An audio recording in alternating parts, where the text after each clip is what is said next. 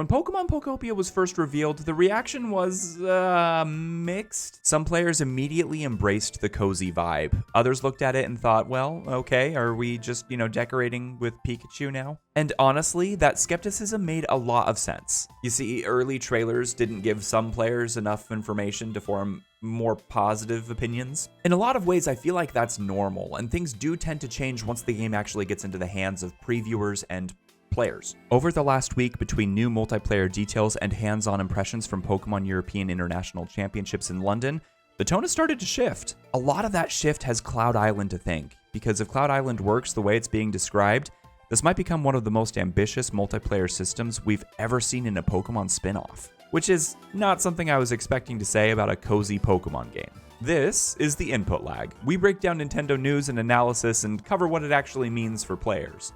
If that's your vibe, subscribe. Let's be honest. Pokemon spin-offs are kind of a mixed bag. Some of them carve out real identities and become cult favorites.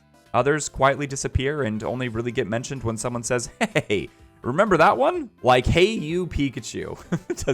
Does anyone remember Hey You Pikachu? No, just me? Let me know in the comments. When Pokopia showed up as a cozy game, it was easy to assume it might lean too hard on charm and not hard enough on depth. The concern wasn't if it looked adorable. Pokemon really has adorable covered. The concern was really if it would last longer than the initial phase of, aww, this is cute! Cozy simulation games do not survive on cuteness alone.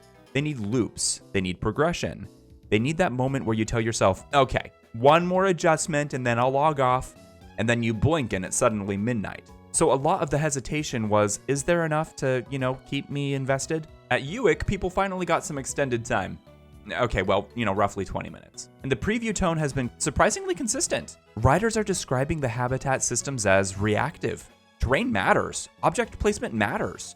Comfort levels matter. Pokemon are responding to what you build, instead of just popping in randomly like they're late to a party. And that changes the conversation. Now you're not just placing decorations, you're experimenting with an ecosystem. I've said it before, and I'll say it again, this is shaping to be the closest thing to a Pokemon Maker title we've ever gotten, in my opinion.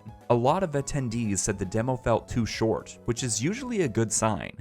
When someone walks away from a preview saying, wait, that's it? That often means the systems are layered enough to keep pulling at. Instead of asking whether Pokopia is shallow, people are now asking how deep it might go. And that's a much healthier question for a game to be facing. Now let's talk about Cloud Island, because this is the part that made me sit up just a little bit straighter. Cloud Island is not just multiplayer in the traditional Nintendo sense.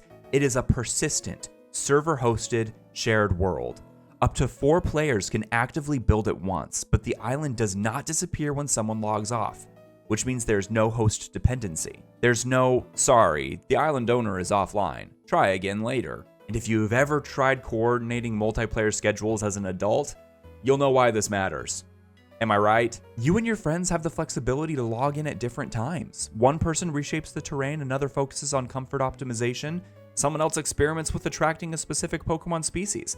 Then you all log back in later and see how the island has evolved. The Cloud Island function honestly sounds a lot like a Minecraft server, and it's always fun logging into a Minecraft server after a while and seeing what your friends have been up to. But do you see what I mean? The Cloud server sounds way more engaging than just a typical co-op experience. It's offering collaborative world building that we have really not seen in a Pokemon title before. And when you layer that persistence over reactive habitat systems, Pokopia stops feeling like a cozy side project and starts feeling like a genuine experiment in community design. What fascinates me is the philosophical shift, because Pokemon mainline games are traditionally a little bit more reserved when it comes to online, especially when it comes to trading economies and competitive battling formats. But Pokemon Pokopia seems built around creativity, and that opens the door for different kinds of experimentation. To me, it's clear that the development team is prioritizing long-term engagement and shared experimentation over strict control. If Cloud Island performs reliably, this could represent a meaningful step forward in how Nintendo approaches persistent multiplayer infrastructure, which frankly is not something we usually associate with Pokemon spin-offs. Now I know what some of you may be thinking, Scotty,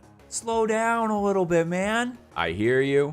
Early previews are not guarantees. We still do not know how progression scales after dozens of hours. We do not know what the endgame retention looks like, and we certainly don't even know how broad the Pokemon variety will feel at launch.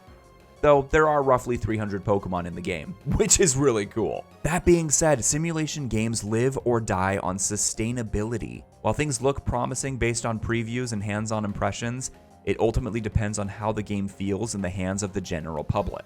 But one thing does seem certain. Even skeptics are seeming to get more excited for Pokemon Pokopia. We still have a few weeks to go before release, and with Pokemon Day sitting between now and launch, I would not be surprised if we get additional details that convert even more skeptics. I have a lot of faith in this game. I think that there is so much potential here. All we need to do is stick the landing. If early previews hold true, if reviews come in strong, and if early adopters rave about the experience at launch, then we might have something special on our hands. But the key to that multiplayer experience is Cloud Island. If Cloud Island works the way it is being described, and if the ecosystem systems hold up, just imagine the possibilities. And while we're all waiting for Pokemon Pokopia to prove just how ambitious it really is, maybe you're looking for something to play in the meantime. If that's the case, I'd argue that maybe Mario Tennis Fever deserves a second look. I recently reviewed the game, and while it's not perfect, it may be far more underrated than people realized. So if that's your cup of tea, check out my Mario Tennis Fever review right here.